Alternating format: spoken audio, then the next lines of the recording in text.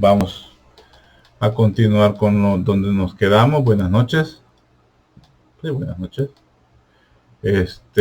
Donde nos quedamos con la clase de vísceras abdominales. Nos quedábamos viendo, terminábamos de ver peritoneo, terminábamos de ver peritoneo y sus pliegues, y ya entrábamos de lleno pues a ver específicamente las vísceras, ¿verdad? Las vísceras en sí, empezando pues por el esófago y por el estómago. Si bien es cierto, pues el esófago de una u otra manera vimos parte de él, pues por su presencia en la cavidad abdominal, pues hablábamos en aquellos momentos pues acerca de su fijación, acerca de su estructura, de que es móvil, de cómo se hace pues posterior pues a la tráquea, algunos puntos donde puede tener cierta pues estrechez. De eso pues hablábamos en cavidad abdominal, tocando pues la parte del esófago como un órgano o como una estructura, mejor dicho, que se encontraba pues de paso a través de la cavidad abdominal, y que es la primera porción o es parte de lo que llamamos como tubo digestivo superior. Entonces aquí ya lo vamos a ver de una manera aunado al estómago y tomándolo en cuenta como parte del sistema digestivo. Entonces por ahí nos vamos a comenzar el enfoque con respecto al esófago, ¿verdad? Este es el Arco del Triunfo, allá en París. Quiero ver dónde estamos. Sí.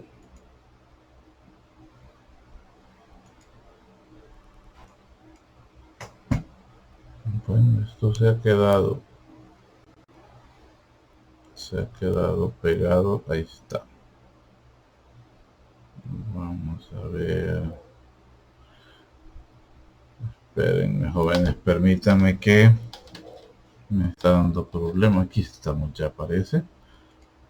Vamos a ver. Vamos a activar el puntero de una sola vez y aquí está. Pues bueno, les decía que este es el Arco del Triunfo en París. Sigamos. Entonces vamos a ver esófago. Vamos a hablar específicamente del esófago y del estómago. Como ya les avanzaba, pues no vamos a meternos a ir a hablar del esófago como parte de la cavidad torácica, pues porque ya eso ya quedó allá. Aquí vamos a verlo como la porción, la mínima porción que se encuentra en la cavidad pues abdominal, con respecto al esófago. Entonces, como vemos, pues que como bueno, así dice prácticamente así nos dice la diapositiva. Estamos hablando de un esófago y del esófago abdominal. Pues donde se origina, pues se origina en el orificio pues diafragmático, y se continúa pues en la unión pues gastroesofágica. Esa unión gastroesofágica pues también recibe el nombre de el cardias, ¿verdad? Que el cardias viene a ser pues un esfínter que tiene la función o tiene la acción de funcionar como una compuerta. Esta zona de aquí, es esta zona de aquí. Entonces, que donde se da la transición, que cuando ya lo hablaron los compañeros que hablaron de la histología, pues nos hablaban de esa unión pues escamocolumnar que se da en esa zona. Es una zona de transición así, brusca entre el tejido que es propio del esófago y el tejido que viene a ser ya de la mucosa gástrica. Y tal es el caso pues que vemos los pliegues. Entonces esa es la característica de la mucosa gástrica, los pliegues, y aquí pues no hay pliegues, y si hay pues son bien pocos. Entonces esta unión que está acá, vean, es la línea La línea en Z también es otro nombre, otra manera de referirse a esa zona, o también pues la unión escamocolumnar. Aquí es importante ver cómo vemos el diafragma en esta zona. Este es el diafragma. Todo esto pues es lo que le llamamos el cardias, ¿verdad? Y la zona donde pues está el yato esofágico, el yato por donde pasa pues el esófago, ¿verdad? El yato por donde pasa atravesando el diafragma. Aquí también es importante saber que en problemas bastante avanzados de lesiones de la mucosa tanto gástrica como esofágica por reflujo, por ejemplo, que es aquí en esta zona, este esfínter comienza a dar problemas, ya no cierra. Y a mí siempre me gusta ejemplificarlo diciendo, imagínense una licuadora que está llena y que comienza a trabajar, y en un momento dado pues la tapadera sale volando, todo va a salir volando. Entonces, así le pasa al estómago. Cuando él comienza a hacer su digestión, ¿verdad? Es el efecto de los jugos gástricos, el movimiento, el peristaltismo. Es como, digamos, una licuada que le está pegando al bolo alimenticio en ese momento. Entonces, si el cardias falla, sale comida. Sale a veces ácido, que es lo principal. A veces sale ácido, sale espuma.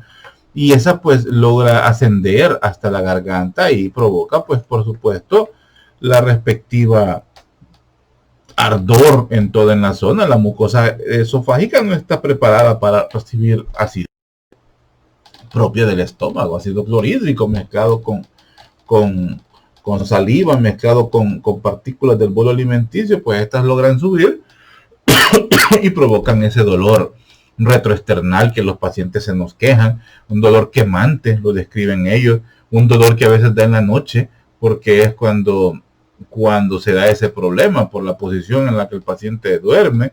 Entonces todo eso pues nos puede llevar a patologías bastante graves como un esófago de Barrett y cosas así. Pero también puede llegar a debilitar la musculatura de esta zona. Y esta musculatura, que es bien gruesa, como lo dice aquí, es un engrosamiento. Ustedes se fijan cómo viene aquí y luego cómo cambia. ¿Ve? Todo esto pues puede hacer que parte de esto salga hacia arriba y entonces se formen hernias, ¿verdad? Se llaman hernias diafragmáticas. Que son problemas ya más complicados, pues, y a veces pues necesitan el apoyo quirúrgico.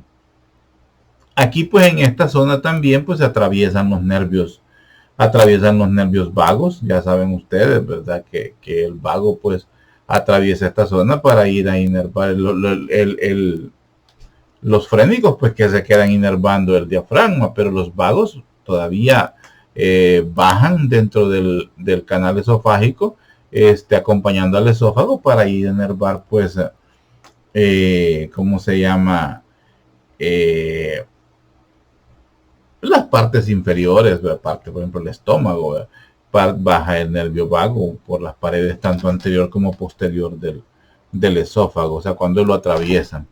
La irrigación, la irrigación de esa zona, tanto principalmente del esófago, porque estamos hablando más que todo del esófago. Aquí pues son pues ramas esofágicas de la arteria gástrica izquierda, o sea, ya son ramas del tronco celíaco, y también las ramas esofágicas de la arteria frénica inferior izquierda, que estas son originadas de la arteria aorta abdominal. Son ramas pues directas que van a irrigar esta zona del esófago. Continuemos. Entonces aquí tenemos, para que entenderlo mejor, vea cómo está el esfínter esofágico inferior en esta zona, ¿verdad? Sí, es el esfínter esofágico inferior en la porción interna, y esta pues que es la porción externa. Igual pues en la otra zona vamos a encontrarlo así, ¿vea? Y que el esfínter esofágico inferior se mezcla con fibras del diafragma, como lo podemos ver acá, hay una mezcla entre ellos, ¿verdad? Para poderle dar pues la función. Y a eso pues son las que le permiten tener esa acción. Hay también algunos puntos de fijación en esa zona en el diafragma gracias al ligamento esófago diafragmático. Es otra estructura pues que se entremezcla en la pared como lo vemos acá. Hay una entremezcla. Así como vemos que hay una entremezcla entre el esfínter esofágico inferior con el diafragma, así vemos también que el ligamento esófago diafragmático pues se encuentra entremezclado en el engrosamiento que veíamos allá, el engrosamiento muscular. La unión escamocolumnar, como les decía, que se llama, y el esófago ya con su estructura propiamente, y aquí los pliegues longitudinales que tiene el diafragma, y aquí los pliegues sin un orden específico que tiene pues el estómago. Bueno, principalmente eso, vean, habla del diafragma y de sus porciones pues costales y con sus porciones crurales, pero eso ya es meternos a otra cosa, y más que todo era para ver cómo se da el entrecruzamiento de los ¿cómo se llama?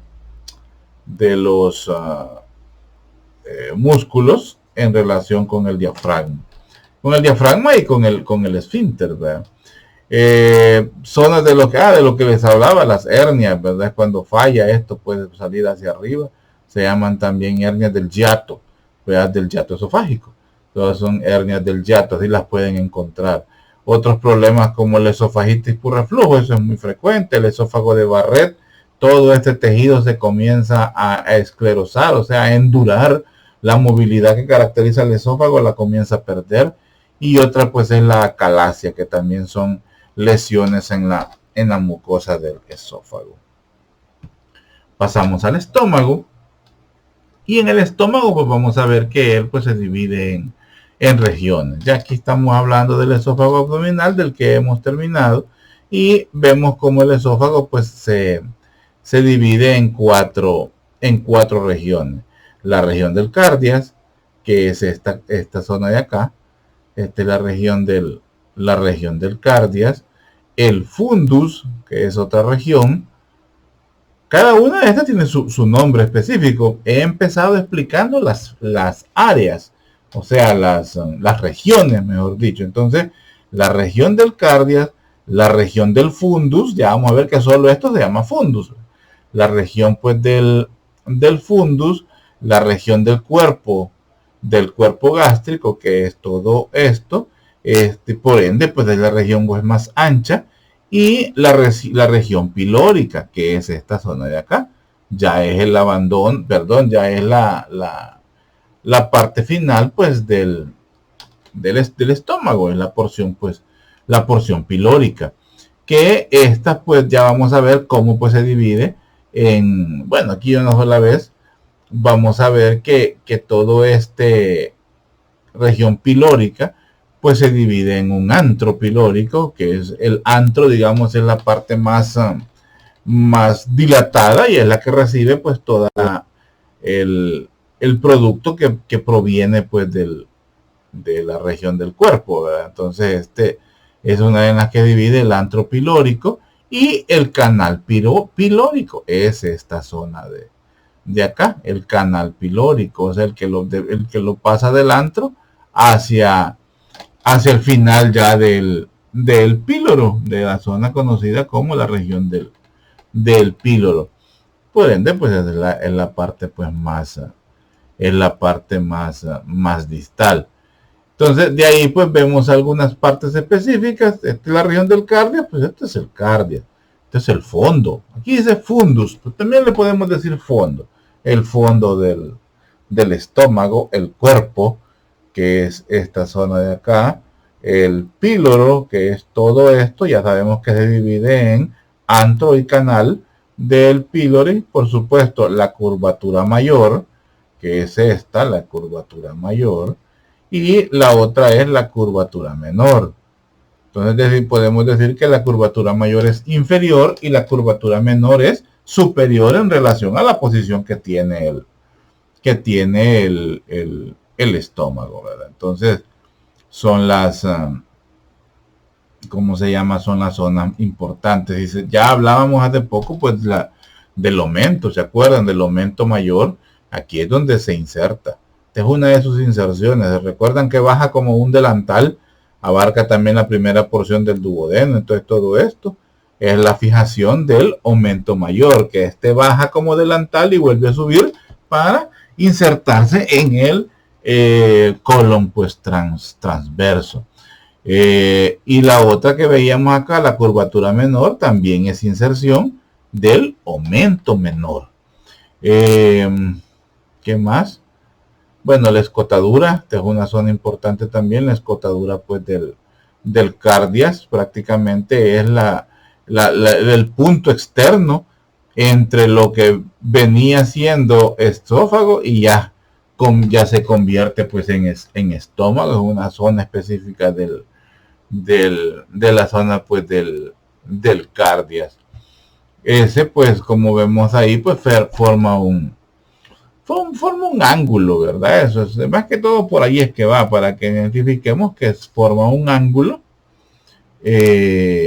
¿Cómo se llama? Forma un ángulo con el esófago que ya ha atravesado el diafragma y el estómago pues que ya está en la cavidad abdominal. Son cosas bastante redundantes, por eso a veces me cuesta un poco, pero la literatura pues lo menciona, ¿ve? Entonces hay que mencionarlo. ¿Qué más? Bueno, otra que es importante es la incisura angular. La incisura angular que la encontramos en la región del píloro, que es esta, pues es un punto que se encuentra entre donde prácticamente está en la curvatura menor. O sea, si allá tenemos la escotadura del cardia, que viene a ser como el inicio de la curvatura mayor del estómago, entonces aquí también podemos ver que la incisura angular es como el punto final de la curvatura menor del estómago, porque de ahí para allá lo que encontramos ya es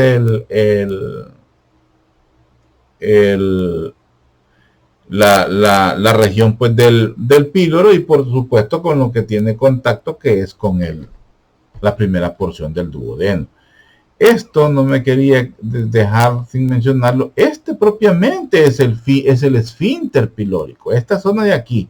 Esto es el esfínter pilórico. Esto es lo que hace que cerrarse cuando ya el bolo alimenticio ya pasó todo hacia abajo, ya está en el duodeno, y el duodeno va a comenzar a hacer la segunda parte de la digestión. La primera digestión que se da a nivel del estómago, pues ya sabemos que ahí inicia pues la absorción de las proteínas, inicia la degradación de algunas sustancias, y eso pues es para ir avanzando el trabajo y que ya llegue a trabajar mejor en la segunda porción del duodeno, donde se complementa la digestión pues de los carbohidratos y la digestión pues de las grasas, gracias a la vesícula biliar, bueno, al hígado, que ha producido pues la bilis, y eso pues ese componente pues lleva los elementos necesarios para hacer la digestión de grasas y la digestión de proteínas. Quiero ver, bueno, principalmente esa es la descripción nada más del esófago. El esófago, como vemos aquí, el estómago, como una estructura, pues aquí le podemos ver cómo es la mucosa del estómago, cómo es la mucosa del estómago, cómo vemos sus pliegues, y en estos pliegos, pues que ya vamos a hablar un poco acerca de bueno, más que todo esto es de microanatomía, ¿verdad? Que vemos las glándulas, pues productoras de ácidos y otras situaciones necesarias pues para la digestión. En condiciones pues normales, el estómago, digamos el estómago vacío, pues mide aproximadamente unos 20 centímetros de largo, y pues tiene una capacidad, o puede llegar a albergar hasta 1.2 o a 1.6 litros, ¿verdad? Esto medido como volumen. Sin embargo, pues la forma, el tamaño, la ubicación del estómago pues dependen de muchos factores. como por ejemplo pues la edad. La otra posición es que depende de los alimentos que haya ingerido pues la persona, si está lleno o no, o también hasta la posición corporal. El estómago no va a estar en la misma posición cuando estamos de pie que cuando estamos acostados. Esto ya lo hemos mencionado cuando hemos hablado de la radiografía de tórax, ¿verdad? Que debe ser tomada de pie, salvo algunas excepciones, pues que se toma acostado al paciente, pero de ahí para allá siempre debe ser tomada de pie. En el estómago igual, a veces dejamos, a veces lo que dejamos es una radiografía simple de abdomen, y uno de los puntos que vamos a ir a buscar es la burbuja gástrica. Ya lo habíamos hablado también cuando veíamos rayos X. La burbuja gástrica, aquí normalmente hay gas, siempre hay gas. Aquí no hay alimentos, aquí hay gas. Entonces este gas es visible en la radiografía, porque lo vemos ahí pues como un centinela, avisando dónde está el estómago como punto de referencia, y también pues como centinela en el sentido de que nos va a avisar si hay alguna pues patología. Bueno, esta está bonita, estoy positiva en esto para que vean cómo funciona el esfínter del cardias, ¿verdad? O sea, en la unión del esófago y del estómago. En esta zona de acá pues ya hablábamos, ¿se acuerdan? Decía que es lo que llamamos como mucosa en esa zona. Y ahí pues vamos a encontrar pues la mayor parte de las células superficiales, que son las encargadas pues de producir mocos, la pepsina, que es como una de sus componentes principales, y las células parietales o también pues las oxíntecas, ¿verdad? Que son las encargadas de liberar el jugo gástrico, y en el jugo pues ya sabemos que va involucrado el ácido clorhídrico. Entonces son células importantes que actúan como glándulas, aumentando pues proveyendo o haciendo presente o produciendo, mejor dicho, los sustratos necesarios para poder hacer la digestión. En este caso pues el ácido clorhídrico, lo que conocemos como, mejor dicho, como pues jugo gástrico. Un ácido que puede estar a 1.5 o 2 pues de pH, un jugo que lleva pepsina, ¿verdad? Que es una enzima pues digestiva, el factor intrínseco, que es otro, y el moco, y por supuesto pues bicarbonato. Son partes necesarias para la acidez pues del ácido del jugo gástrico, y que es necesario para que degrade ¿cómo se llama? Los componentes del bolo alimenticio, como en este caso la proteína, porque allí inicia. Nos pasamos pues a la submucosa, que aquí pues no es una clase de micro, ¿verdad? Lo que pasa es que estas diapositivas yo así las tengo. Yo ya les he dicho que estaba dando macro, y siempre trataba de dar un poquito pues de involucrar lo que era microanatomía, porque así me sirve a mí para entenderlo, y así pues lo explico. Entonces, por abajo de esta que veíamos pues estaba la submucosa, que ahí pues lo que encontramos más que todo es tejido conectivo pues laxo. Hay muchos linfocitos porque son necesarios, hay muchas requerimientos de defensa a nivel abdominal, y la puerta de entrada de los alimentos, es una comunicación con el exterior, el estómago, donde vamos a ver que hay numerosos linfocitos y bastantes pues células plasmáticas. Además, eso sí, el estómago es bastante irrigado, tiene irrigación tanto por arriba como por abajo, ya vamos a ver eso. Y tiene también, pues por supuesto, un drenaje linfático. Luego, pues, la siguiente capa es la capa muscular, la capa muscular del estómago.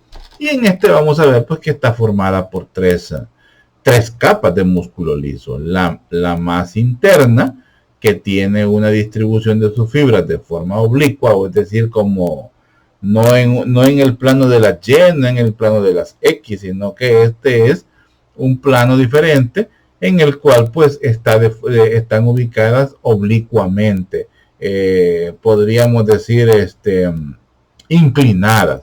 Esa es la forma en que ellas pues están distribuidas en el propio cuerpo, fundus, ¿verdad? El píloro, eh, y le dan pues, bueno, tienen esa ubicación, esa capa, ¿verdad? En forma pues oblicua.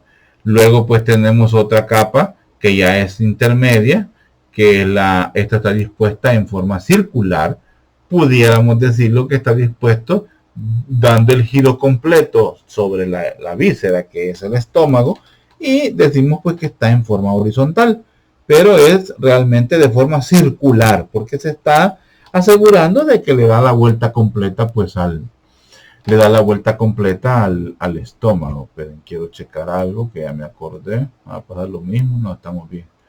Entonces, esa es la otra disposición de las fibras musculares, y la otra que está en forma longitudinal. O sea que tiene ubicación en los tres puntos. En el plano de las Y, las longitudinales, en el plano de las X, que son las circulares, y las que están de forma diagonal, que son que es la capa interna pues oblicua, una de las capas musculares del estómago. Y por último pues hablamos de la última capa, ya la capa más externa, que es pues la serosa. En el estómago vamos a decir que es similar, prácticamente igual a cualquier otra parte del aparato digestivo, pues a nivel, bueno, sí, del aparato digestivo, en este caso pues a nivel pues del estómago. Pues esta capa serosa es la que se continúa con el peritoneo visceral de la cavidad abdominal, pues y ¿cómo se llama? No, bueno, ya lo dije, y está adosado pues a la capa peritoneal pues del peritoneo, mejor dicho, a la capa del peritoneo, que es la capa peritoneal, porque ahí ya sabemos pues una visceral y una que está adosada pues a las paredes del de la cavidad abdominal. Permítanme que estoy leyendo otra cosa aquí, por eso es que estoy todo trabado. Bueno, la cavidad, las dos capas, ¿verdad?, del peritoneo, la parietal y la visceral. Entonces, la serosa del estómago es la que tiene continuidad con la porción pues visceral pues del peritoneo. Continuamos. Algo importante de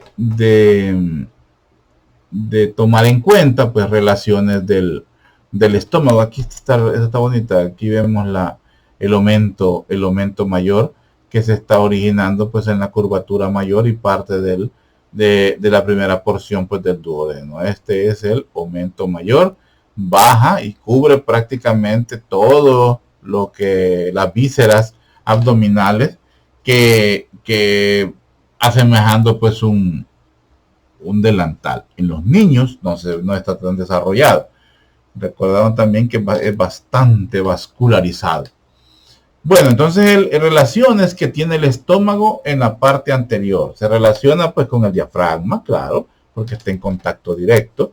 Digamos que es una relación antero-superior. Luego tiene una relación pues inferior con el hígado, ¿verdad? Como lo vemos aquí, hay una relación con el hígado. Por supuesto con la pared abdominal, con la pared anterior del abdomen, y con el colon transverso, que es porque sobre él se encuentra. Exactamente sobre él se encuentra. Entonces las relaciones son con el diafragma, con el hígado, con la pared abdominal aquí al frente y con el colon transverso pues por abajo. Otras relaciones del estómago son las relaciones pues posteriores, ubicándolo aquí. Esta diapositiva ya la usamos, vean, ya cuando vimos el orificio de Winslow, y vimos la transcavidad pues de los epiplones, o la cavidad omental menor, que es esta que está acá. Aquí tenemos el vaso, aquí tenemos los riñones, aquí tenemos la arteria aorta, aquí tenemos la vena cava y el hígado en esta zona. Entonces veremos pues que relaciones posteriores del estómago, aunque no son directamente, no están en contacto directo, además hay una bolsa que lo separa, pero algo que tal vez no mencioné cuando hablábamos de esta bolsa aumental menor o la transcavidad de los epiplones, es que no se imaginen que es una bolsa permanente llena de gas, por ejemplo. No, es un espacio virtual.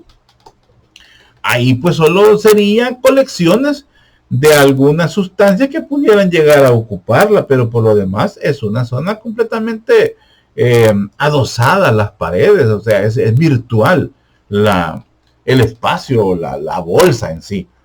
Entonces tiene relaciones pues del estómago son con la glándula suprarrenal izquierda, porque está en el polo superior pues del riñón izquierdo. Por supuesto, con el riñón izquierdo también va a tener relación el estómago por la parte posterior con el páncreas. También pues tiene cierta relación pues con el mesocolon, el que es la parte del peritoneo que se encarga de adosar el colon transverso hacia la pared pues posterior, y con el que tiene contacto directo inferior pues es con el vaso, como lo vemos aquí en esta zona, con el vaso. Entonces estas son las relaciones posteriores del estómago. Sigamos. Y pues las relaciones peritoneales, por decir así, que es con el peritoneo, con el que está adosado pues en su pared. Pero ahí pues más que todo en el libro así lo menciona y no da mayor explicación, solo dice relaciones peritoneales. Entonces no nos adentremos mucho. Ya sabemos que la porción visceral pues del peritoneo pues está sobre la serosa del estómago, y con eso es suficiente que nos quedemos, no nos metamos a mayor, como dicen en Honduras, ¿verdad? Entonces vemos algunos ligamentos que estos le dan cierta fijeza, bueno, le dan fijación al estómago en esta zona, ¿verdad? Le dan la fijación al estómago necesaria para mantenerse en esta ubicación, porque imagínense que fuera completamente móvil o móvil al ciento. Ellos están diseñados para poder soportar los movimientos del peristaltismo, pero ya movimientos de desplazamiento no. Entonces provocarían dolores, más que todo las vísceras tienen dolores al estiramiento, o sea, a la dilatación, más no sensores como para la perforación. Ellos no tienen sensores para eso, pero para la dilatación sí. Entonces vemos, por ejemplo, cuando decimos nos duele el estómago porque está inflamado. Nos duele el estómago y a veces es el colon el que está inflamado. Nos duele la vesícula porque se inflama la vesícula. Nos duele el hígado, o sea, cuando tenemos hepatitis, porque está inflamado el hígado. Entonces por eso duelen, porque las terminaciones nerviosas, o lo que registran las terminaciones nerviosas, es más que todo dilatación, traducido pues en inflamación. Entonces vamos a ver algunos ligamentos que le dan fijeza, y esos pues están entremezclados con el aumento menor, como lo vamos a ir viendo. Por ejemplo, hay un ligamento gastrohepático, que es este que está acá, o sea, pero si se fijan está mezclado, no, y así es en el cadáver, por ejemplo, cuesta distinguirlo. Lo distinguimos porque lo tocamos. Normalmente esta es una grasa, es un tejido graso el que hay.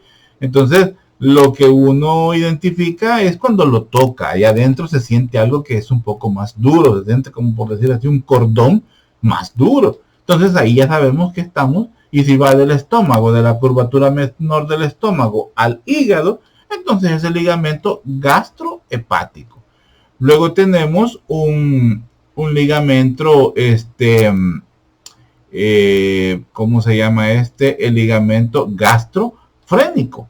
El ligamento gastrofrénico en algunos momentos sale de esta zona, en algunos momentos sale de esta zona. Puede aparecer de cualquier lado, y es lo que se dirige es a fijarse ¿cómo se llama? Al diafragma. Al final pues se ve a ambos lados del esófago. Lo vemos ahí, pero por ubicación, pero realmente pues está rodeando pues al cardia, y fija al estómago por su polo superior pues al diafragma. Luego tenemos el ligamento gastroesplénico. Es otra fijación que la vamos a encontrar pues posterior, que es va va del estómago al vaso. Es el otro ligamento gastroesplénico. Esto apréndanselo. Y les regalo un cuarto que no está aquí, que es el gastrocólico. O sea que se une, hay un ligamento que une al colon transverso. Entonces el estómago tiene 4 fijaciones: el ligamento gastrohepático, el ligamento gastrofrénico, el ligamento gastroesplénico y por último el ligamento gastrocólico. ¿Cuáles son los medios de fijación del estómago? Son 4. ¿Cuáles son? Fulano, fulano, fulano y sultano. Entonces ahí vamos. Vamos a ver un poco acerca de la irrigación del estómago. Entonces vamos a ver que incluye pues partes de la, bueno, no incluye partes de la arteria gástrica. Sí, la gástrica izquierda, la gástrica derecha son las ramas principales que irrigan pues al estómago. La arteria pues gástrica izquierda, que se origina en el tronco celíaco, que eso lo vamos a ver cuando veamos la arteria aorta específicamente a nivel del abdomen. Hay un tronco celíaco y de ahí pues nace pues la gástrica izquierda. La gástrica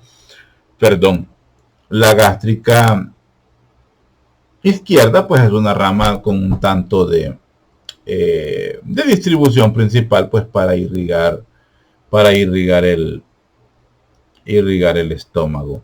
La gástrica derecha, que esta viene a ser una rama pues de la hepática, de la arteria hepática propia, que es otra rama importante que encontramos en esa zona. Bueno, a un lado ahí las tenemos.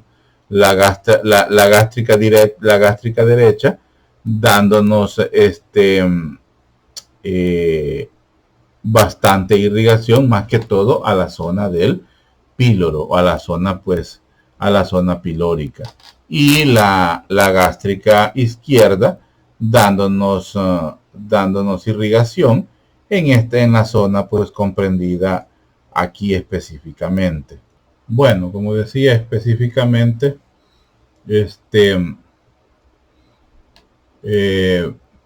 tuve que hacer una revisión, jóvenes. Esta clase normalmente yo la doy después de haber dado irrigación. Por eso ahorita que estaba explicando al inicio me quedé un poco así trasluzado, en el sentido de que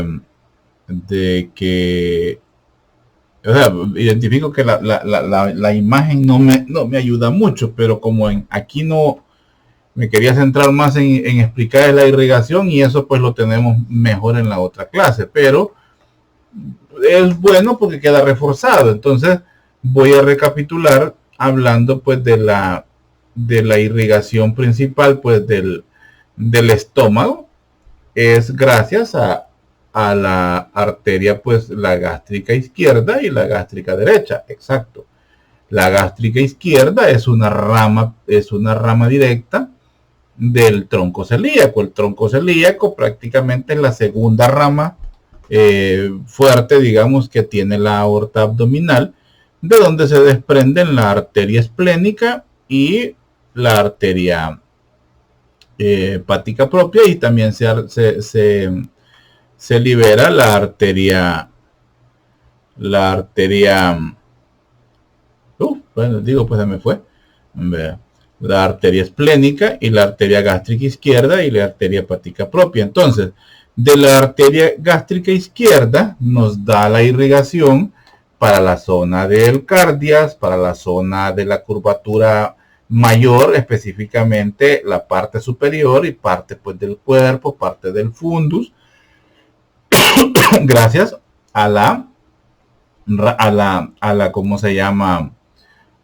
A la arteria gástrica izquierda, gracias a estas ramas, la conaria estomática, que son estas que vemos aquí. Entonces estas son ramas de la arteria gástrica izquierda y nos irrigan pues esto, toda esta zona de acá es la gástrica izquierda. La gástrica derecha es gracias aquí, pero la gástrica derecha es rama de la hepática.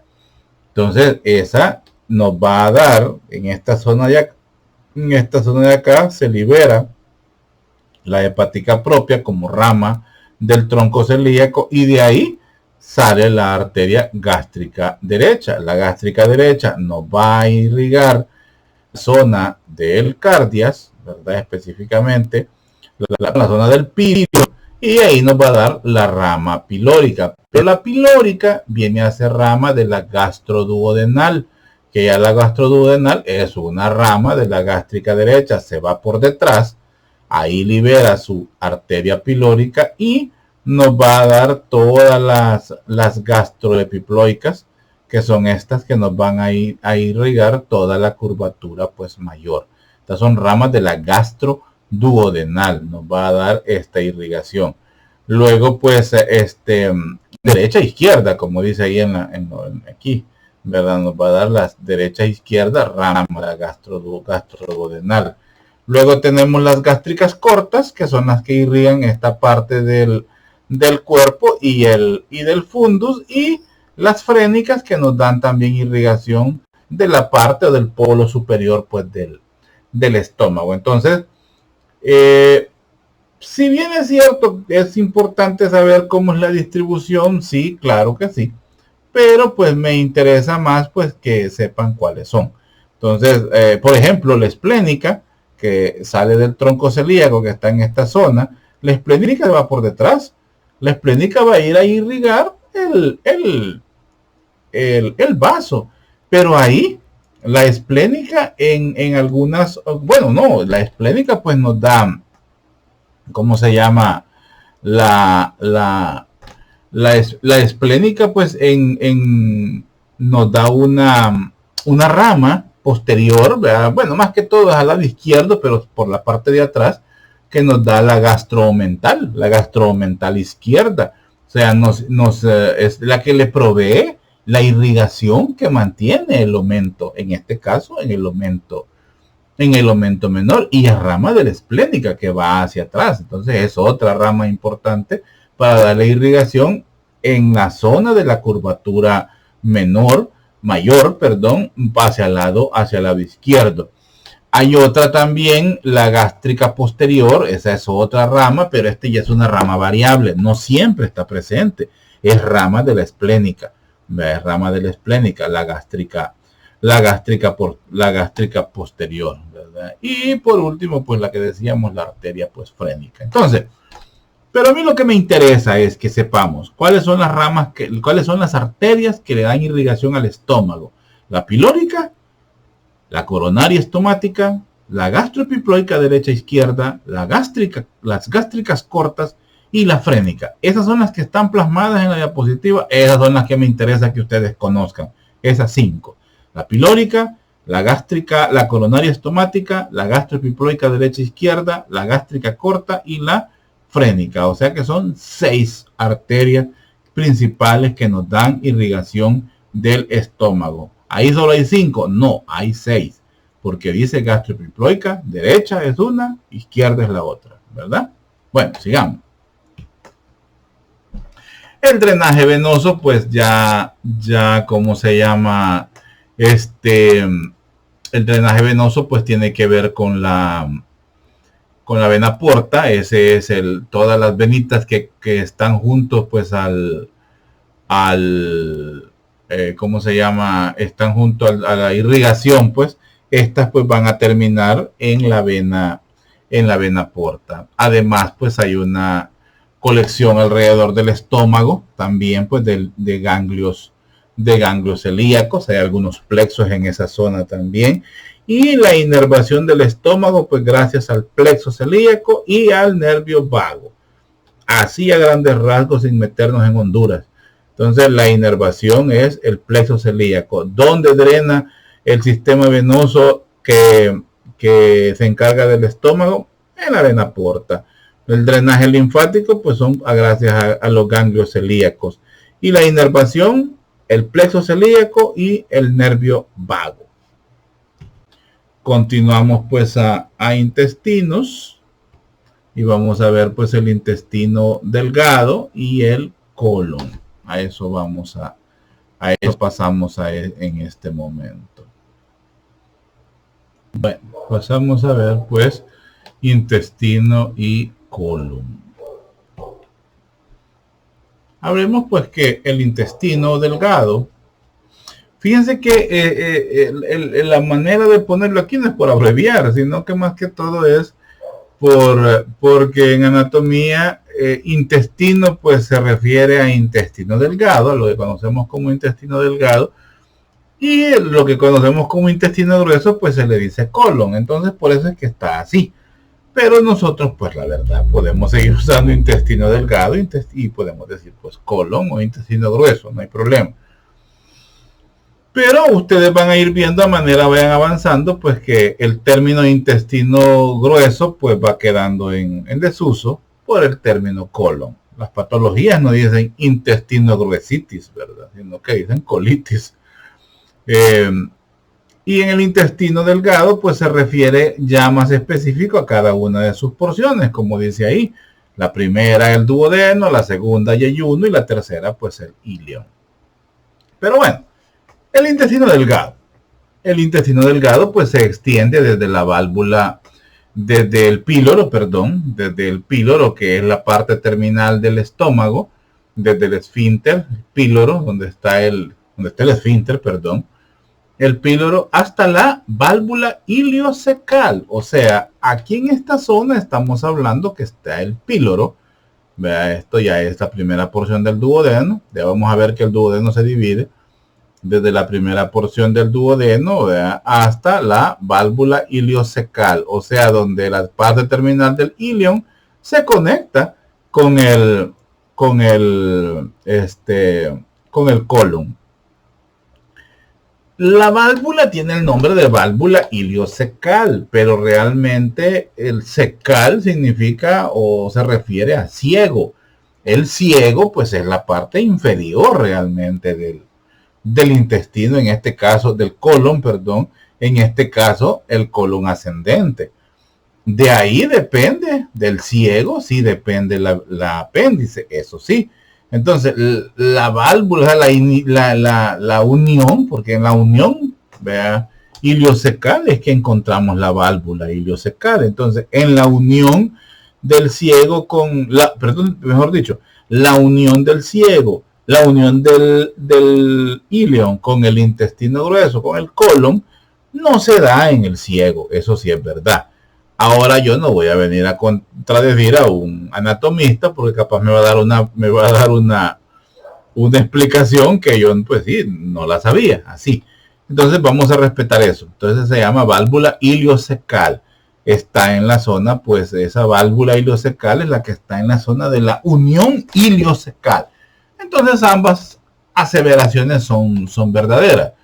El intestino delgado inicia en el píloro, o podemos decir que inicia desde la primera porción del duodeno y termina en la unión iliocecal o en la válvula iliocecal. Tiene tres porciones, como dice ahí, el intestino del duodeno. El intestino delgado pues tiene tres porciones: el duodeno, el yeyuno y el ilion.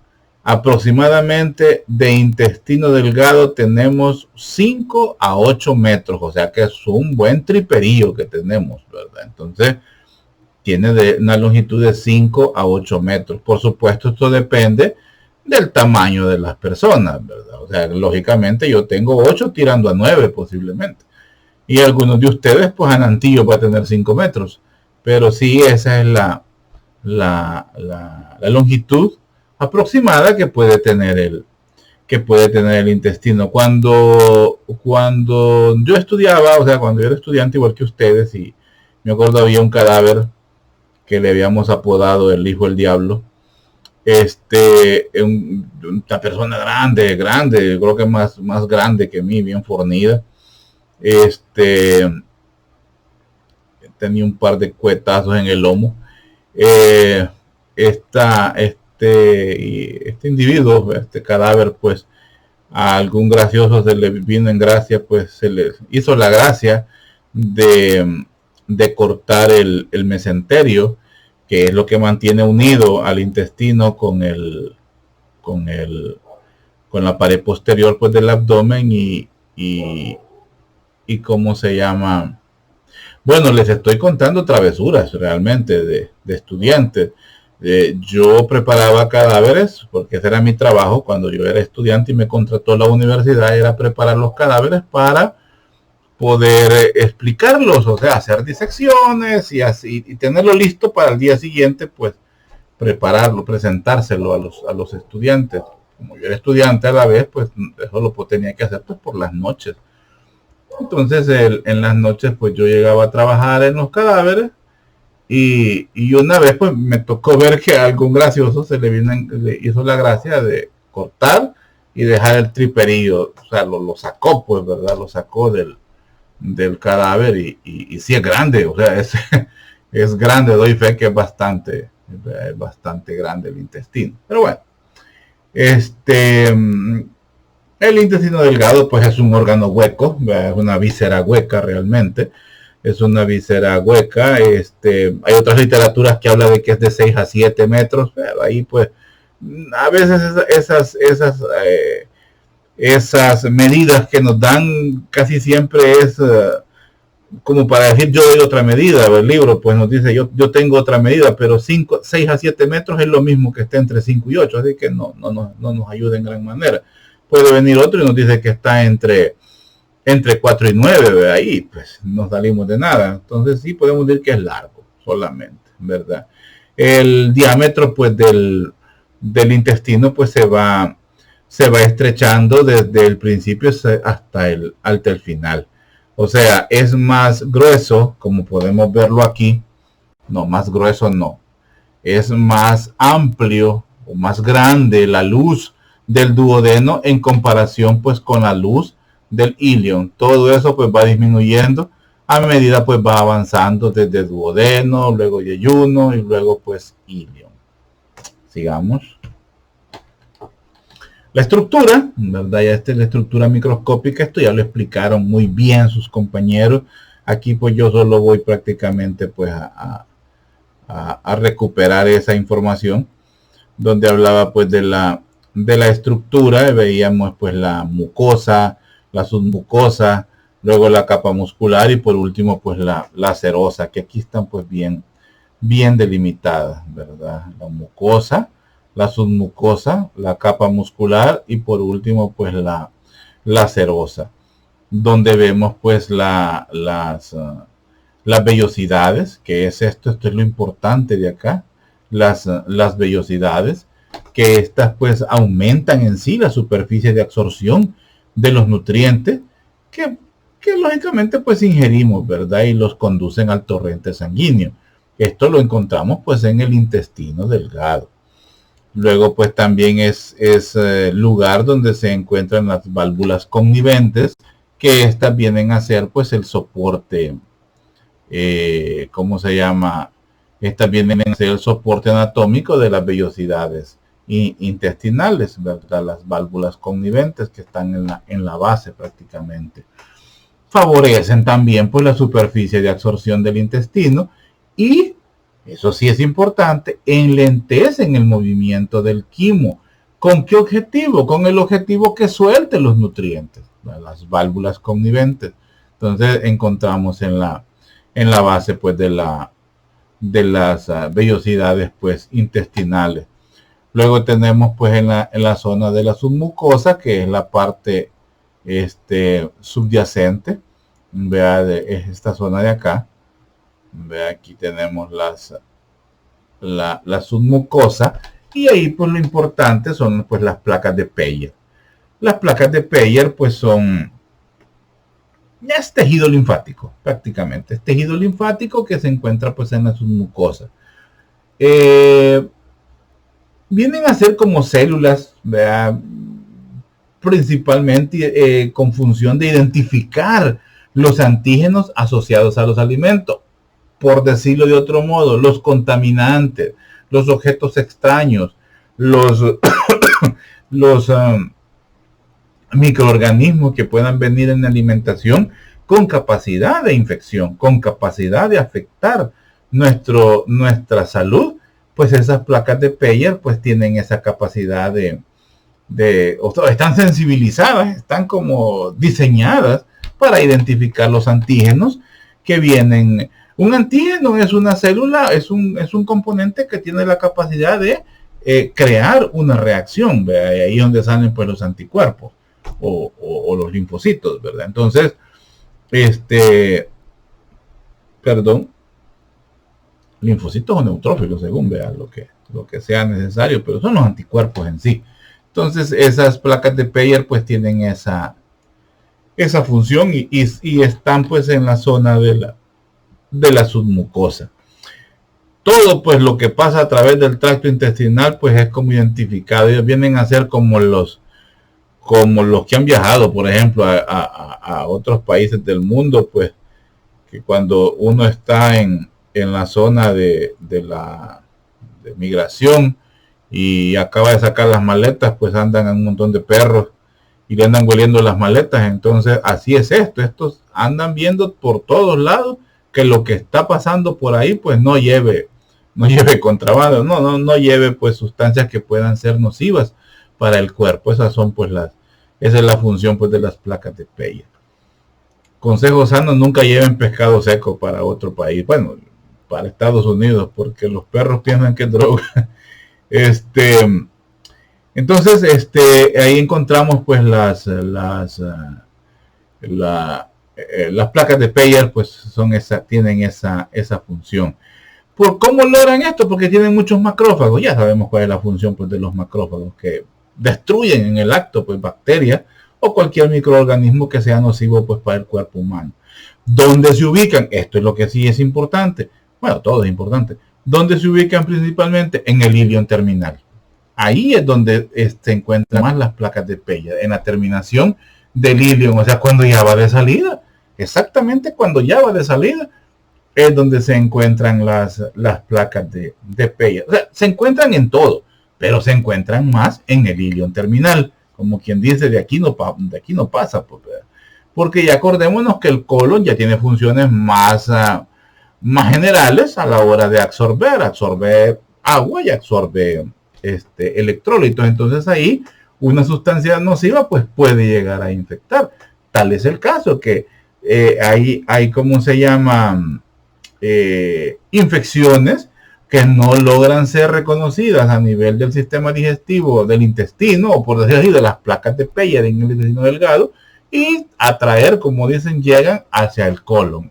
Se instalan en el colon y comienzan los procesos diarreicos, las gastroenteritis agudas. Esas son, ya sé que ese término ya lo han usado, porque eso es lo que ponemos cuando llega un paciente con diarrea y no sabemos qué tiene. Entonces me va a decir gastroenteritis aguda, es lo más elegante que tenemos para decir, y posiblemente pues el término gastroenteritis se refiere a un problema bacteriano o viral, y a veces el caso son parásitos. La amibiasis intestinal pues nos puede dar un proceso diarreico agudo que hay que estar ojo al Cristo, porque puede haber un problema de sangrado, porque rompe la barrera, rompe la mucosa y el paciente pues comienza a sangrar, que es lo que se conoce como disentería. Pero bueno, entonces se ubican en el intestino, en el ilion terminal, ¿verdad? Y ahí pues encontramos bastantes linfocitos B. Más que todo eso son los soldados que se encuentran ahí en esas placas de Peyer, los cuales pues van a ir sintetizando inmunoglobulinas, o sea, anticuerpos, ¿verdad? De tipo A, y estos pues van a realizar la función pues de inmunidad, que es tan importante a nivel intestinal en esa zona. Pero hay en todo el intestino, no es que solo ahí hay, eso quiero que quede claro, ahí en todo el intestino. Sigamos.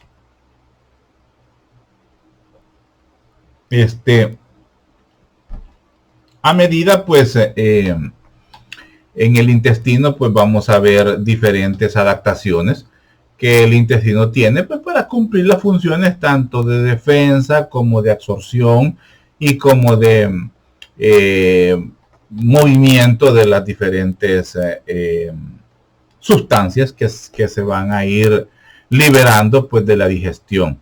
Vamos a ver que están pues más que todo esta adaptación lo hacen a través, este es un corte transversal de un intestino, de una parte del intestino, digamos que es del yeyuno, y aquí pues vemos cómo se adapta con estos pliegues circulares. O sea, la intención pues de estos pliegues circulares pues es tener una superficie por donde todo lo que pase tenga contacto.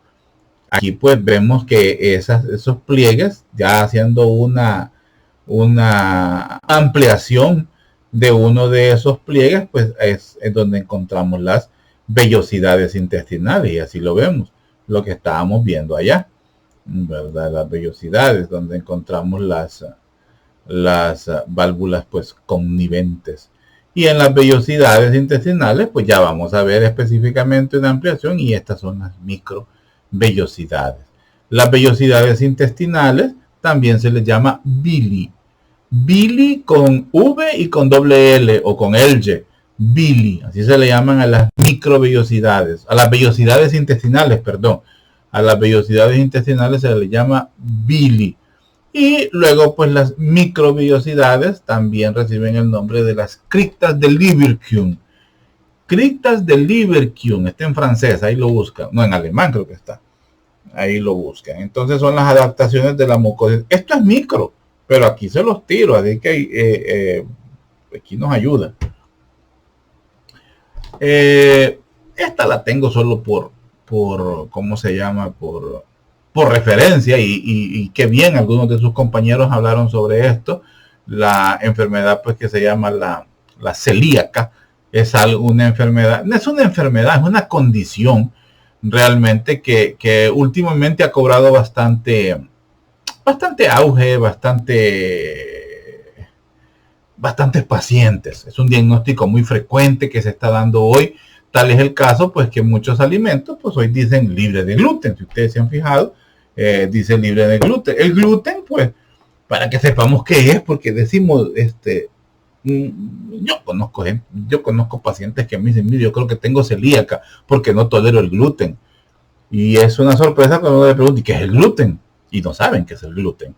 Pues el gluten viene a ser una proteína. Es una proteína pegajosa, de color pardo, que encontramos en las semillas de cereales como el trigo, la avena, la cebada, el centeno, que son necesarias.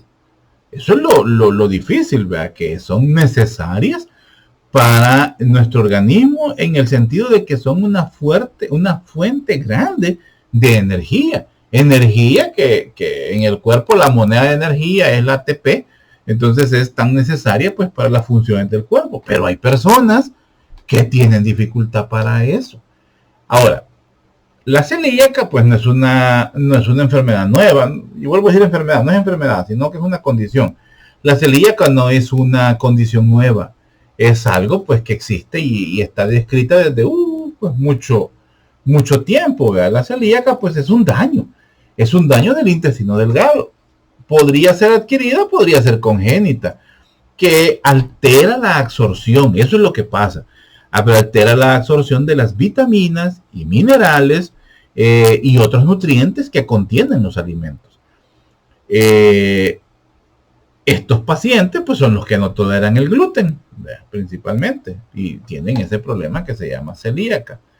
Y que se caracteriza, pues la característica de la celíaca es que hay un trastorno pues de la absorción, y principalmente pues al gluten. Si estos pacientes presentan ese problema, sus heces son de tipo pastosas y son brillantes. Esa es una característica. Heces pastosas y brillantes. Ahora bien, esto no lo voy a decir queriendo criticar. No es así, porque no soy quien para criticar o para decir están equivocados. O sea, la característica es esa. Heces pastosas, ¿verdad? Las heces normalmente que conocemos nosotros pues son ¿cómo se llama? la apariencia del bolo fecal, ¿verdad? Que tiende a ser reseco, por decir así, más que todo si el paciente es un poco, tiene problemas de colitis, tiende a ser reseco o tiende a ser blandas, ¿verdad? Sin hidratación, porque pues sí, lógico, el colon lo absorbe, y tienen una consistencia semi-blanda. Ya semidura o dura ya es un problema de colitis. Y el contrario, si están pues acuosas y entonces son semilíquidas o son semisólidas, pues ya es una diarrea. Entonces, pero en este problema las heces se ven pastosas. Para que tengan una idea, se ven como una barra de mantequilla, por decir así. O sea, aceitoso, por decir eso. Entonces, y la característica, la otra característica es que son brillantes. Y normalmente las heces son de color mate, o son caca café, o son amarillas, o son, como dice un paciente, son cheluscas, ¿verdad? Pero eso ya es un problema de un problema hepático. Si ya son blancas las heces, no hay estercobilina, ¿verdad? Y en cambio los orines pues son color Coca-Cola, hay mucha urobilina, pero me estoy saliendo. Entonces, vamos a ver que las heces pues así se ven. Y lo gracioso, digo yo gracioso, es que yo tengo pacientes que vienen con diagnóstico de celíaca y ya vienen con una dieta libre de gluten, y el paciente nunca ha tenido estas características de las heces. El paciente podrá tener algún otro problema de absorción, pero no celíaca. El caso está que ahorita pues se ha comercializado mucho eso. Hoy ustedes encuentran alimentos libres de gluten. Es más, creo que ya hay una ordenanza donde los productores de alimentos tienen que ponerle eso a sus productos, libre de gluten.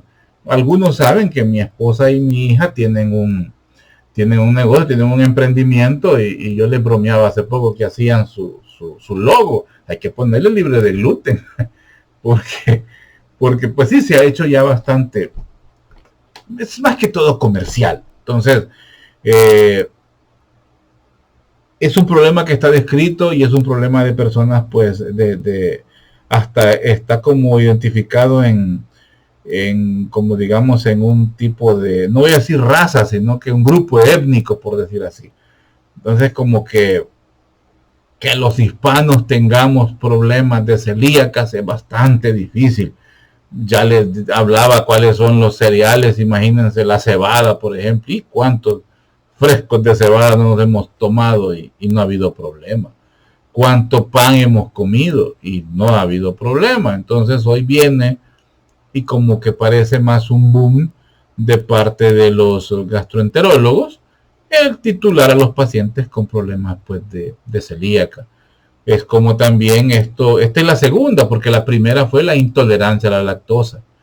La intolerancia a la lactosa sí, es cierto, existe, y hay pacientes que sí lo padecen, y con el tiempo pues comienza a haber una dificultad para la absorción de la lactosa. En mi caso, me pongo de ejemplo, pues yo he tomado leche y comido helados, sorbetes toda la vida, y ya con el tiempo pues ya tengo dificultad para absorber la lactosa, ya ingiero menos leche. Entonces, pero es por la edad. Ahora, en cambio, yo tengo pacientes también que vienen titulados con intolerancia a la lactosa, y volvemos a las heces, porque es la otra forma. Las heces no se ve a simple vista, pero con un examen simple ahorita se me ha olvidado, se llama, no me acuerdo ahorita, pero lo que se ven son glóbulos de grasa. Entonces, si hay bastantes glóbulos de grasa en las heces, es la grasa que no se absorbió, es la grasa propia de la leche. Entonces, ese es el diagnóstico de intolerancia a la lactosa. Bueno, hay otros, pero ese es el barato que tenemos pues para poder, un concentrado de ese, creo que así se llama el examen. No es ese, tiene otro nombre, ahorita se me ha ido. Es un examen pues que se le hace simple, sencillo. Valdrá que un general de ese cuesta $2 o $2.50. Ese examen costará como $5, no me acuerdo. Entonces con ese examen simple podemos decir al paciente si tiene problemas de intolerancia a la lactosa. Pero también como ya salió, o sea, más que todo se crea la demanda, no, se crea la oferta y después aparece la demanda. Aparecen los productos libres de lactosa, hay que crear pacientes que sean intolerantes a la lactosa para que nos consuman ese producto. Nos salen productos titulados libres de gluten, tenemos que crear pacientes consumidores, perdón, que consuman esos productos, si no van a estar de choto. Entonces, pues parece que así va la cosa. Así que prácticamente es crítica la que estoy haciendo, sí. Pero no dije nombre de ningún médico. Bueno, entonces hablábamos pues de la celíaca. Y otra cosa, fíjense que la celíaca es más, si esto sí se lo puedo preguntar, la celíaca es más una situación de la infancia. Es más que todo en la infancia. Ahí se diagnostica. Y claro, el paciente ya queda con ese diagnóstico hasta grande. Ahora bien, que me diagnostiquen a un paciente con problemas de celíaco de 40 y pico de años, pues ya hay de dudarlo, porque más que todo es un diagnóstico que se hace en la infancia. Los papás identifican que su niño, pues las heces, porque todavía lo limpian, porque imagínense, así viene realmente el diagnóstico, la manera de consultarlo por parte de los padres es que el niño llora o que el niño se sopla, así como así lo dice, se sopla, o sea, se le inflama el estómago, se llena de gases y le duele el estómago. Y cuando hace pupú, pues hace heces brillantes y que son bastante grasosas. Son heces, pues, que en los diapers, en los diapers de tela, yo sé que ustedes no saben que son los diapers de tela, esto ya son los pampers, en los diapers de tela cuesta, y esa viene siendo la otra situación. La madre pues se preocupa de que le cuesta sacar esas heces, porque manchan demasiado. Entonces el diagnóstico es de la edad y de la infancia, y el paciente ya queda titulado desde entonces. Pero hoy pues lo que llama la atención es que son pacientes adultos los que están saliendo con problemas de celíaca, y podría ser otra cosa menos pues que celíaca. Entonces estos pacientes pues tienen pues sensibilidad al gluten, que se encuentra en el trigo, y trigo pues lo comemos desde cualquier pan, ¿verdad? Imagen integral pues igual también, ¿verdad? Pero bueno, cultura general. Ahí pues veíamos esta es la característica. Este es el Billy normal. Aquí está la palabra, ¿ves? Billy, ¿verdad? Que son las vellosidades intestinales. Esto es lo normal, está en las situaciones de salud. Y cuando tenemos un problema de celíaca, pues así se ven apachadas. Entonces la absorción no existe, ¿verdad? De esos componentes del trigo, del centeno, de la cebada, ¿verdad? Así que está acá, espérenme, quiero ver. Sí, es verdad. Habla del centeno, ¿verdad? También. Yo creo que centeno trae la cerveza. Imagínense que alguien que le guste la cerveza un día que tiene problemas de celíaca, como que no se le puede creer. Bueno, sigamos, jóvenes. Me salgo y ahí se me alarga la clase. Comenzamos a ver partes del intestino. Veamos la primera, el duodeno, la primera porción del intestino. Es la luz del intestino delgado más gruesa, o sea, más ancha, más prominente, más dilatada. Bueno, es el duodeno. Ya el yeyuno del ilion pues va disminuyendo su luz. Entonces vemos el duodeno, que es la primera, es el primer componente pues del intestino delgado. El duodeno es un órgano completamente retroperitoneal, está hacia atrás, va hacia atrás realmente, va hacia el retroperitoneo, excepto en la primera porción, excepto aquí en esta zona donde se une, porque él se inicia específicamente en el píloro, en el esfínter. De aquí para allá está la primera porción. Es más, esta zona se le llama bulbo, el bulbo duodenal, o sea, es la parte más dilatada todavía. Entonces, en esta zona. Entonces, esta porción no es retroperitoneal, esta sí. Todo esto se va hacia atrás completamente, es completamente retroperitoneal. Y en esta zona es donde se da propiamente la digestión, o donde inicia, mejor dicho, la digestión, donde se mezclan tanto el producto del jugo pancreático con los componentes de la bilis, ¿verdad? Entonces, o sea, aquí es donde se inicia la digestión de las grasas, porque la de las proteínas inició allá en el estómago. Aquí se empieza la digestión de las grasas y comienza también la digestión de los carbohidratos. Los carbohidratos allá por el páncreas y la grasa pues por el hígado, gracias a la bilis. Entonces vamos a ver pues que esta zona pues no es retroperitoneal, pero de la segunda porción para abajo sí ya es completamente retroperitoneal. Pero sí, espérenme. Aquí me está viendo en una cosa. El punto específico es aquí, donde se da, ¿cómo se llama? Aquí hay una flexura. Esta flexura es gracias a un ligamento. ¿Se acuerdan los ligamentos del estómago? En alguna literatura, bueno, en esa diapositiva quiero cerciorarme porque me parece haberlo visto y no lo quise mencionar, que no debía ser el momento. ¿Dónde estaba esa diapositiva? Aquí. Estómago, sí, creo que esta es. Aquí está. Aquí, por ejemplo, este es el ligamento hepatoduodenal. ¿Verdad? Es este de aquí. Si se fijan, este ligamento, claro, está mezclado aquí con todo el aumento y aquí pues nos agarra hasta la cabeza de la vesícula biliar, donde hay el conducto cístico y también pues viene el pancreas, el hepático, y estos pues juntos forman el colédoco, y el colédoco es el que va a dar a la ampolla de Vater. Bueno, pero aquí encontramos el ligamento hepatoduodenal. Entonces, ese ligamento le hace esta flexura que vimos allá. Una flexura es un codo, por decir así, o un doblez. Volvamos a la diapositiva que estábamos. ¿Dónde estaba? Aquí. Va. Entonces, es esta flexura. Entonces, esto para acá específicamente, y sí, es la primera porción.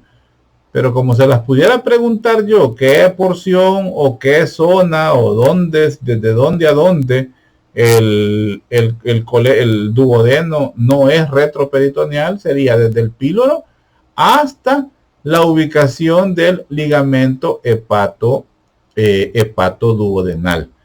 Ese ligamento hepatoduodenal, pues como les decía ya, forma parte del aumento menor. Entonces esta zona, pero esta flexura, este doblez, es porque aquí lo agarra el ligamento. El ligamento lo agarra como que fuera un cincho que lo cruza de lado a lado, ¿verdad? Y de ahí pues lo fija, y lo fija al hígado, lo fija pues al pedículo del hígado, ¿verdad? Entonces ese es ¿cómo sería? El punto de referencia.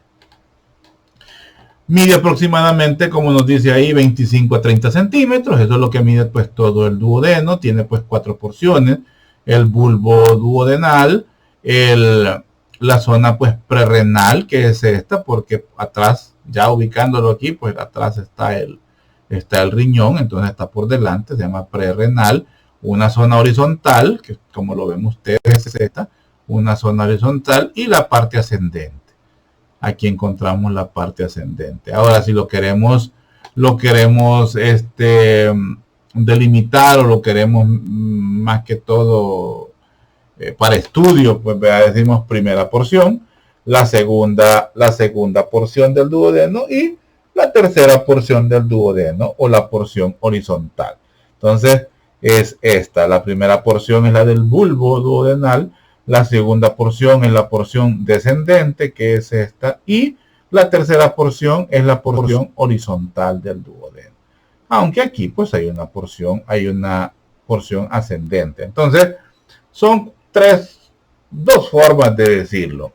Yo, para serle sincero, esta la pongo porque el libro así la dice, pero esta es más geográfica, por decir así. Me gusta más la de la primera porción, segunda porción y tercera porción. Así de sencillo. Sin meternos en Honduras de que tercera porción, o sea, la horizontal. Bien difícil decir que la horizontal, porque aquí hay una porción ascendente. Y todo esto es tercera porción. Luego pues está la porción descendente, como nos dice aquí. pero mejor decir segunda porción y tercera porción que encontramos acá. Bueno, sigamos.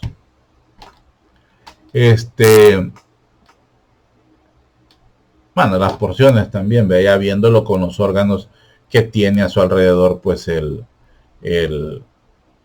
duodeno o las relaciones que tiene. La primera porción, pues, la primera porción que iniciaría en el orificio pilórico, o sea, desde donde comienza prácticamente el orificio pilórico, o sea, la unión con el estómago, y más o menos tiene una ubicación con el cuello de la vesícula, pero vea que es en esta zona de aquí tenemos el cuello, entonces más o menos acá, donde hace el doblez, o sea, la flexura, de la que hablaba gracias al ligamento hepato-duodenal. Pero como punto de referencia también es el cuello, pues, de la vesícula. Por clínica, pues, podemos decir que la ampolla que encontramos en esta zona de acá, que también, pues, a veces sale con el nombre de, es la ampolla duodenal o bulbo duodenal, o también puede salir con el nombre de cabeza del duodeno, y viene a ser, pues, la parte mayor, ¿vea? Y es la parte, pues, la parte mayor por la dilatación, por la luz. Es la zona donde principalmente se dan las úlceras duodenales, es en esta porción.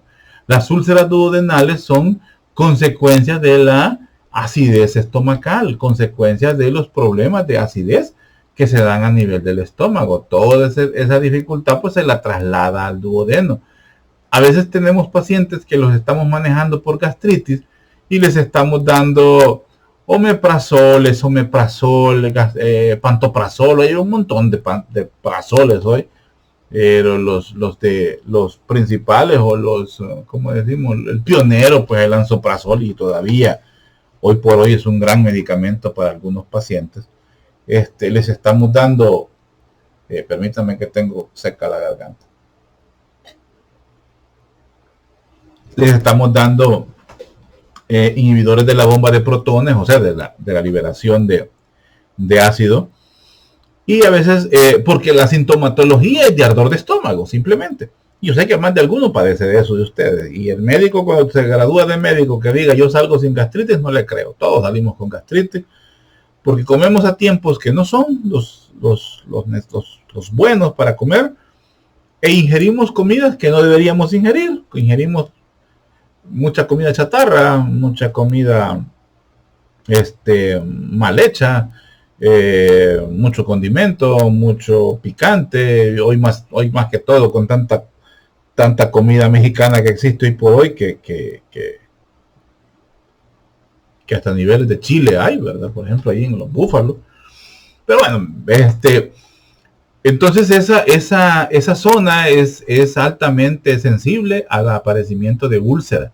Una úlcera ya es la forma más avanzada, o sea, como digamos, es las palabras mayores de una gastritis, ya es lo último. Una úlcera es un agujero, así de sencillo. Es un agujero que puede perforar el intestino y comprometer, pues, hasta la vida del paciente. Una úlcera, el paciente comienza a sangrar. En este caso, pues, no sale vómito, o sea, no hay vómito con sangre, ¿verdad? Que la hematemesis, sino que aquí lo que vemos van a ser melenas, así se le llama a las heces, que son negras, apestosísimas, que llevan sangre digerida, porque la sangre pasa por todo el proceso de digestión, se mezcla con todos los ácidos, llega a las demás porciones del duodeno, continúa todo el intestino delgado, pasa al colon, y todas esas se van mezclando con la sangre, con las heces, y las heces salen negras y apestan horrible. Entonces eso es sangre, y eso es una señal de sangrado de tubo digestivo inferior a esa situación.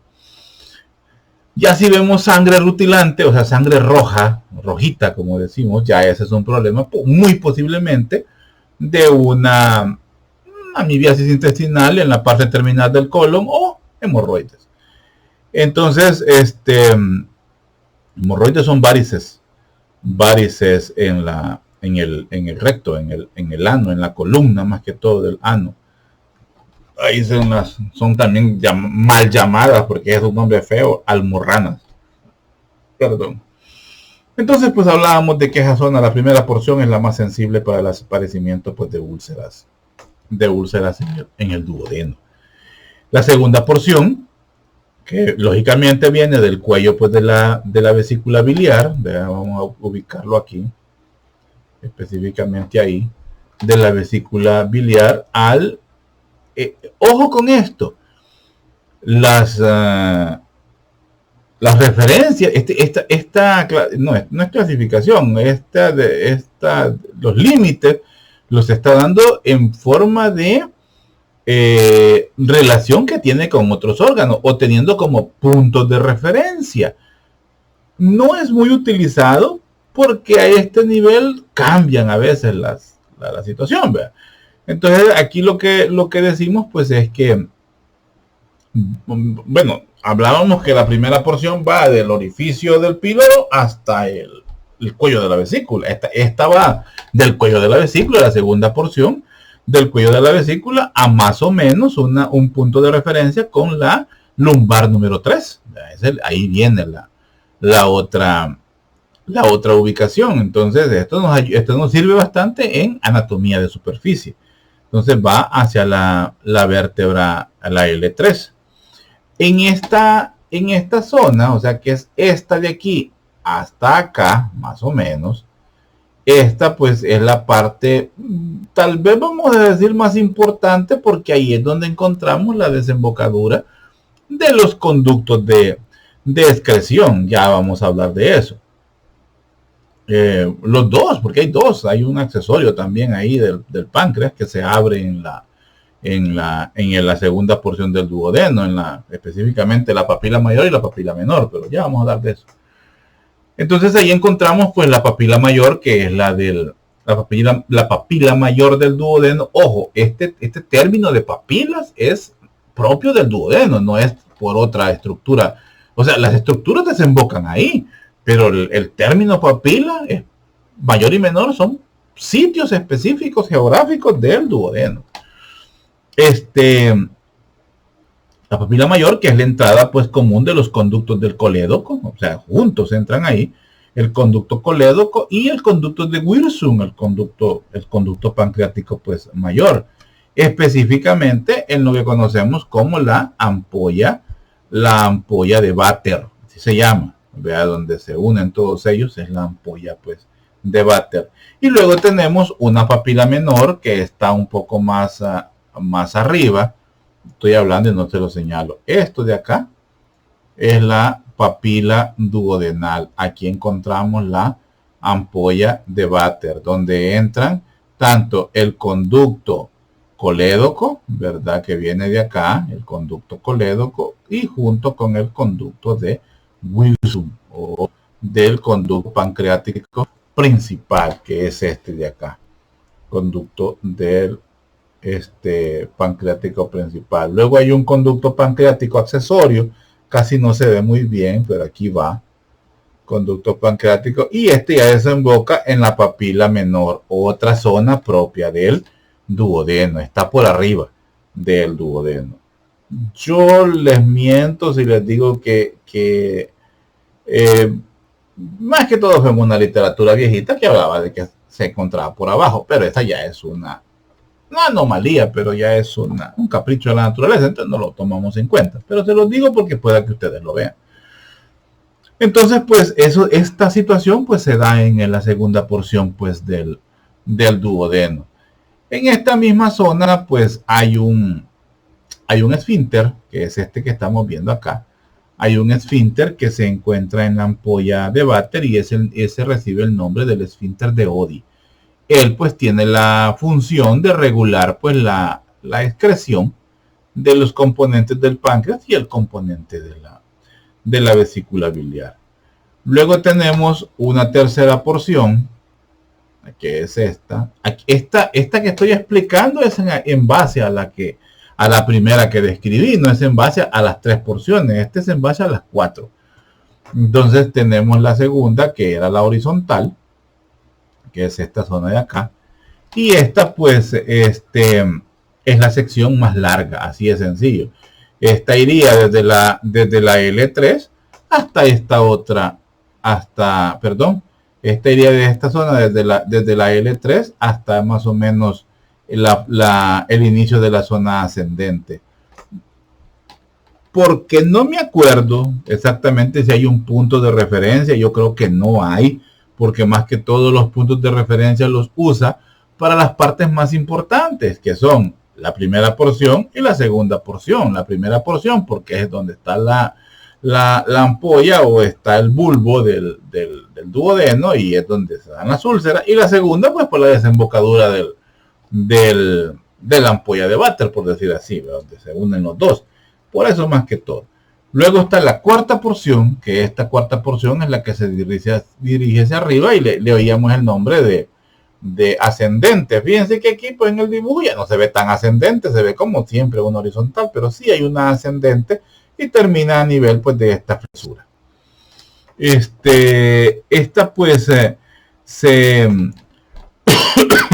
Esta pues se va un poco ya como punto de referencia más izquierda de la aorta, se hace un poco más lateral pues a la aorta, y más que todo pues como va elevándose, tiene una elevación desde L3, vea que era donde más o menos encontrábamos la horizontal, porque como es horizontal no cambia, es recta por decir así.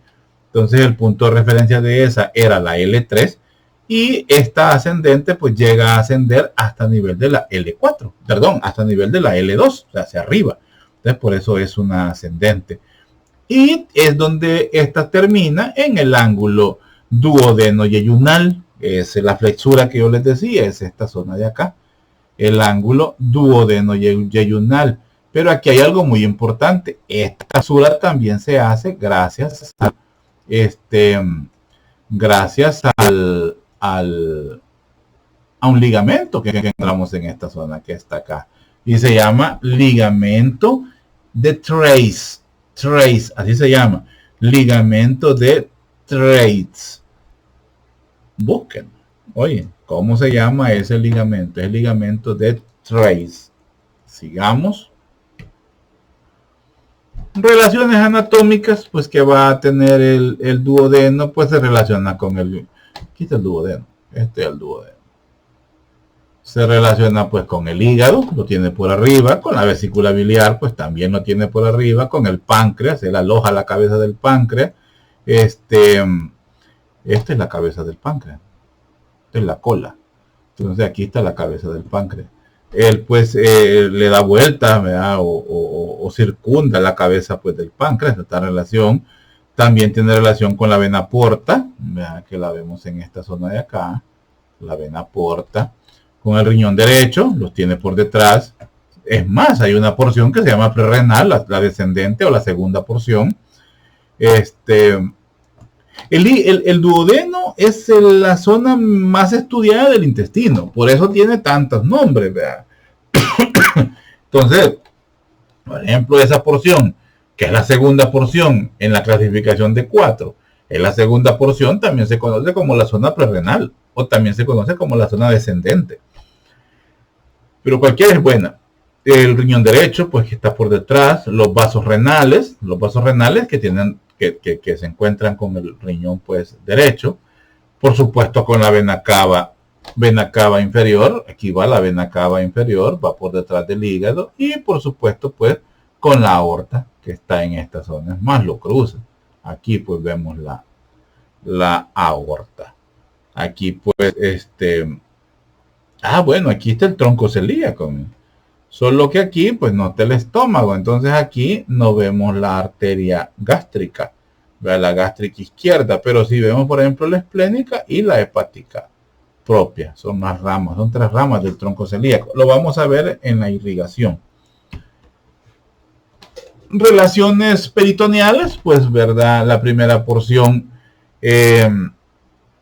bueno, las relaciones peritoneales pues tiene también ¿cómo se llama? Contacto con el peritoneo visceral. Estos son datos agregados, que la primera porción es la más móvil, sí, es la más móvil del intestino, las otras son son un poco más menos móviles. La primera es la más móvil porque ella está recibiendo, es como cuando, si ustedes se han fijado, cuando están llenando un plafón y están utilizando una, ¿cómo se llama esto? Una concretera, una máquina que hace el concreto, unas cosas que dan vueltas, sale a través de una manguera. La zona donde a veces tienen que haber dos personas deteniendo es el inicio, es la donde se une la manguera con el sistema que está tirando la mezcla, porque esa es la zona donde se mueve más. Ya al final de la manguera ya no se mueve. Entonces, pues al principio sí, porque está recibiendo de forma brusca la mezcla. Entonces, lo mismo le pasa al duodeno con el estómago. El estómago está haciendo sus movimientos de digestión y luego, pues, gracias al peristaltismo, pues está trasladando todo esto hacia el duodeno. Entonces, la primera porción es la más móvil debido a eso. Tal es el caso que, pues, tiene ligamento hepatoduodenal para evitar, pues, que esa como digamos que lo salga, que lo haga salirse pues de la posición. Bueno, ahí está, ahí habla del ligamento hepatoduodenal, gracias a eso. Y el resto pues es retroperitoneal, ya lo había dicho, está en diapositiva, está de más, pero no, es importante por eso, porque es la porción pues más móvil. La segunda, la papila duodenal, de lo que estábamos aquí, hablaríamos un poco más ya de lleno sobre eso, pues la papila duodenal, que es esta zona encerrada en este cuadro, y aquí lo venimos a ver. Vea esto. La papila duodenal pues se encuentra en la segunda porción, la porción descendente, la porción prerrenal, la segunda porción del duodeno. Está más o menos a 7 centímetros del píloro, que viene a ser lo que mide la primera porción.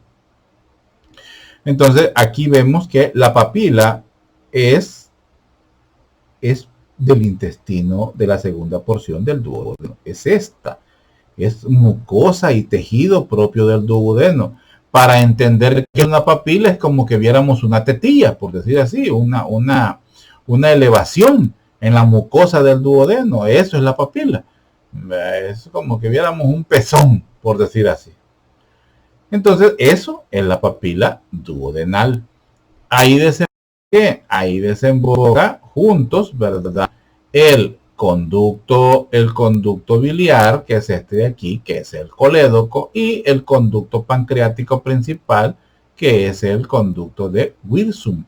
Entonces, estos juntos son los que forman ¿cómo se llama? La ampolla de Vater, o también llamada la ampolla hepatopancreática. Hepatopancreática porque recibe el producto de la bilis que viene del hígado, ahí está el hepato, y pancreático porque recibe lo que viene del conducto pancreático principal, que es el conducto de Wilson. Entonces, esos forman pues la ampolla de Vater. En esta misma ampolla, perdón, de Vater es donde encontramos el esfínter hepatopancreático. Fíjense que en una literatura lo muestra externo a la pared del duodeno, pero en otra, como en esta, lo muestra como parte de la pared o de la zona muscular del duodeno. No me interesa dónde está, me interesa que sepan que existe, y es el esfínter de Oddi, así como dice ahí, así como se llama la mascota de Garfield. El esfínter de Oddi es el que se encuentra aquí, es el esfínter hepatopancreático, ¿verdad? El esfínter de Oddi. Función de él, pues es el que controla la secreción de ambos conductos necesarios pues para la digestión. Luego tenemos un conducto pancreático accesorio, que es el de Santorini.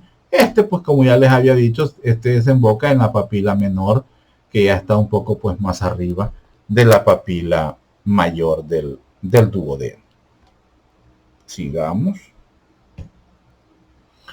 La irrigación pues del duodeno, gracias a las pancreatoduodenales superior e inferior, son las que lo irrigan a él.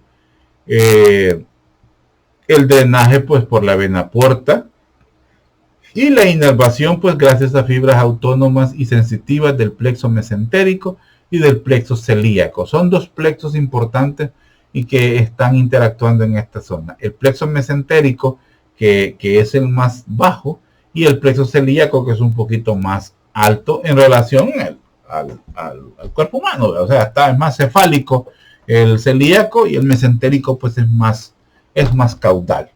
Pero sí me interesa que sepan esto y que me interesan de dónde son ramas estas. Bueno, lo vamos a ver cuando veamos irrigación. Sigamos. Bueno, aquí estamos viendo.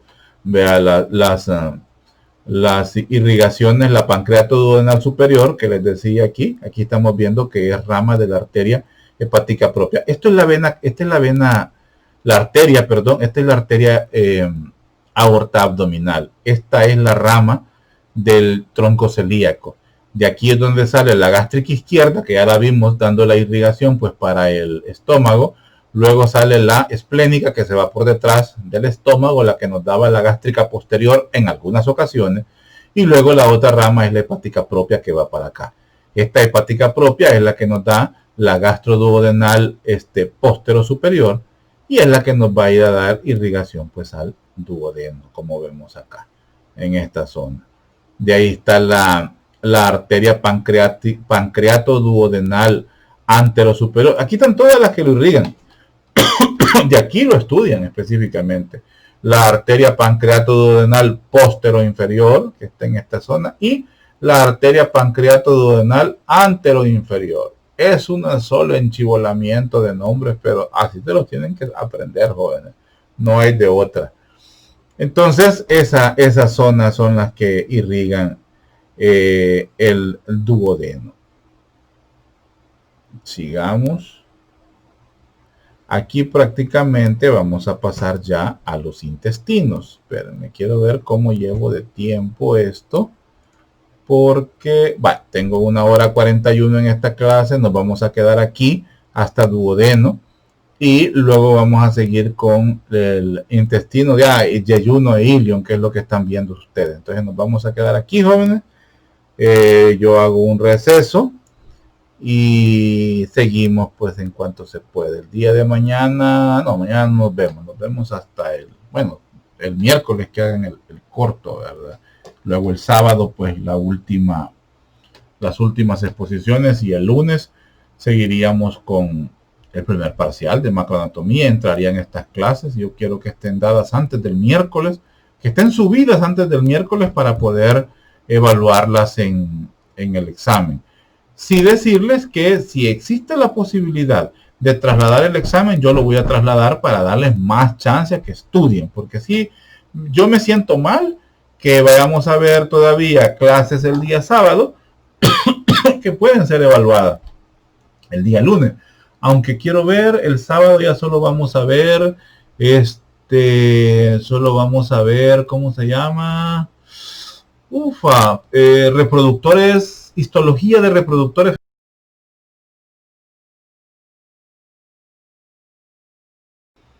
Y endocrino voy a ver como parte de microanatomía. Entonces no, prácticamente las últimas clases, que son de los últimos temas de exposición, que son los de el último tema de exposición para teórico de macroanatomía, es reproductores masculinos. Esa es la última clase, que entonces y prácticamente ya el día de hoy, porque estoy en la madrugada haciendo esto, el día de hoy lo van a exponer. Entonces vamos bien. Yo quiero que esto esté antes del miércoles. Estas clases son fáciles realmente, hay muy poca información aquí, entonces el examen pues va a venir fácil, ahí van a ver. Bueno, quedamos hasta aquí, chicos. Hablamos en la próxima clase. Salud.